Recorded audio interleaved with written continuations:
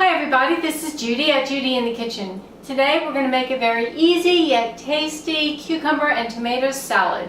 Well, this salad is really easy to make. It can be adjusted very easily for the amount that you need, and it can be adjusted for your flavor preferences as well. Now what I have here is one cucumber that has been peeled and cut up into half slices.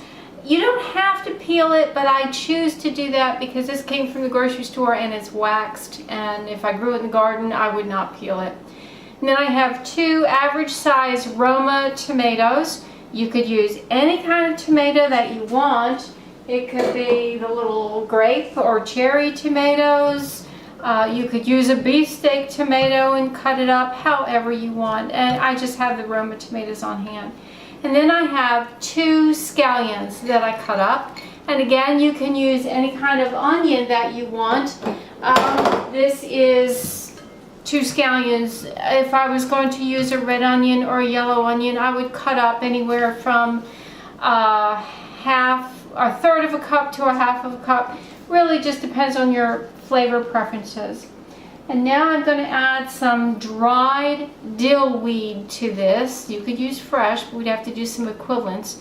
I'm going to add a half of a teaspoon. This is a fourth of a teaspoon measuring device here, so I'm adding two of those to give me half.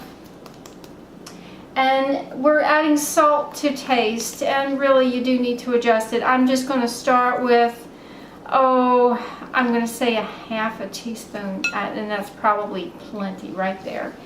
And then we're going to add in some extra virgin olive oil, and we can always add more, but we're going to start with 2 tablespoons. I don't like to have my salads absolutely swimming in dressing, so we're going to just start with a small amount. We can always add a little more if we want to. And 1 tablespoon of apple cider vinegar. And all we need to do now is give this a good stir and see if we need to adjust the flavorings at all. The beauty about this salad is you can eat it right away, or you can cover it up and put it in the refrigerator and let it marinate for a while. And the more it marinates, let's say for even a day, the cucumbers will soften up, and no, they won't get mushy, but they will soften up a little bit and take on the flavor of that dill and the onion and the vinegar and so forth, and the coolness of the cucumber and the dill contrasts with that little bit of vinegar that's in there, and it balances it out, and it's really good. Okay, so looks like it's pretty well coated. There you go.